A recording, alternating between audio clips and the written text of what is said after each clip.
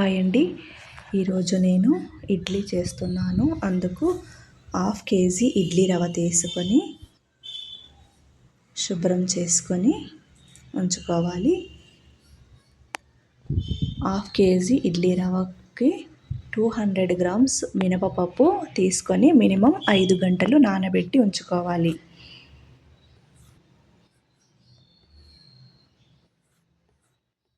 Mixie గిన్నెలో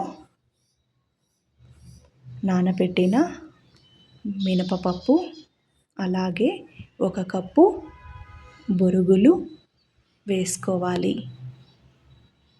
మా side బొరుగులు అంటారు వీటిని, కొంతమంది మురుగులు అని కూడా అంటారు. కొంచెం అన్నం కూడా వేశాను.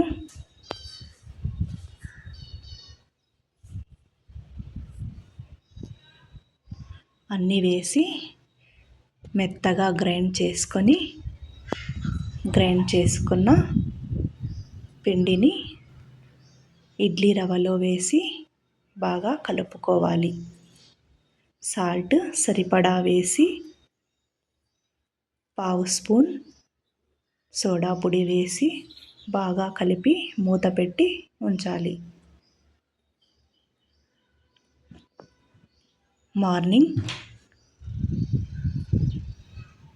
గిన్నెలో పై వరకు పొంగింది ఇడ్లీ పిండి.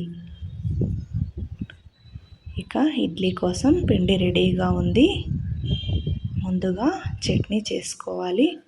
చట్నీ కోసం 3 టమోటాలు, 1 ఉల్లిపాయ, కొన్ని పచ్చిమిర్చి తీసుకొని శుభ్రం చేసుకోవాలి.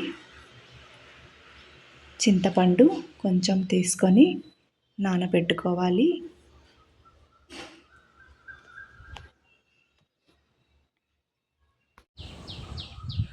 టమోటా, ఉల్లిపాయ కట్ చేసుకొని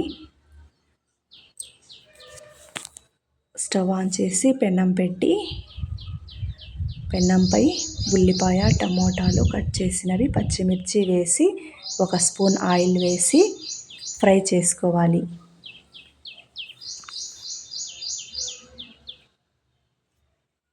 ఫ్రై చేసుకున్న పచ్చిమిర్చి, టమోటా, ఉల్లిపాయ ఇవన్నీ కొంచెం చల్లారే వరకు పక్కన తీసి పెట్టుకోవాలి.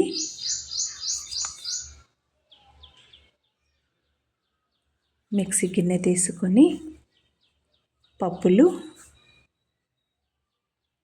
1/2 కప్పు తీసుకున్నాను. కొబ్బరి కొంచెం తీసుకున్నాను. వేయించిన టమోటా, పచ్చిమిర్చి, ఉల్లిపాయ మిక్సీ గిన్నెలో వేసుకోవాలి. పప్పులు 1/2 కప్పు వేసుకోవాలి.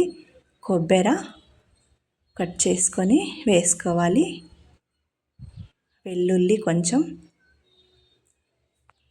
కొన్ని వేసుకోవాలి. సాల్ట్ సరిపడా వేసుకోవాలి.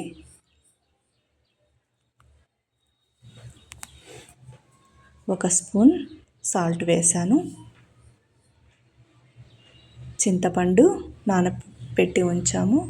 ఆ చింతపండు రసం తీసి వేసుకోవాలి. వేసి గ్రైండ్ చేసుకోవాలి.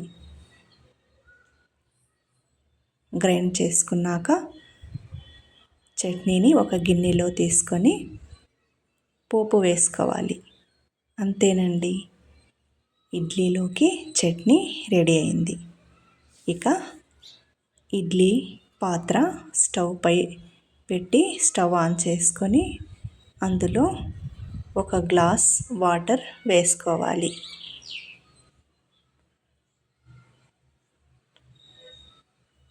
ఇడ్లీ ప్లేట్లలో ఆయిల్ రాసి ఫుల్గా ఇడ్లీ పిండి వేయకూడదు, కొంచెం తక్కువగా వేసుకోవాలి. పొంగినప్పుడు పై ప్లేట్కి అతుక్కుంటుంది కాబట్టి కొంచెం తక్కువగా వేసుకోవడం మంచిది. అన్ని ప్లేట్లకు ఆయిల్ రాసి ఇడ్లీ పిండి వేసి ప్లేట్స్ ఇడ్లీ పాత్రలో పెట్టి మూత పెట్టి ఉడికించాలి. ఒక 10 మినిట్స్ ఉడికించాలి. మూత తీసి చూస్తే ఇడ్లీ మన వేలుకు అతుక్కోవటం లేదు. అంటే ఇడ్లీ రెడీ అయింది. ఇడ్లీ ఉడికింది. ఇక స్టవ్ ఆఫ్ చేసి ప్లేట్స్ తీసి ఇడ్లీ ప్లేట్లో పెట్టుకొని చట్నీతో టేస్ట్ చేస్తే చాలా బాగుందండి. మెత్తగా ఇడ్లీ చాలా సాఫ్ట్గా ఉన్నాయి. చట్నీ కూడా చాలా టేస్టీగా ఉంది. మీరు ఒకసారి ట్రై చేయండి ఫ్రెండ్స్. ఇడ్లీ చట్నీతో కానీ ఇడ్లీ చట్నీ సాంబార్తో కానీ చాలా టేస్టీగా ఉంటుంది. నచ్చితే సబ్స్క్రైబ్ చేయండి, లైక్ చేయండి.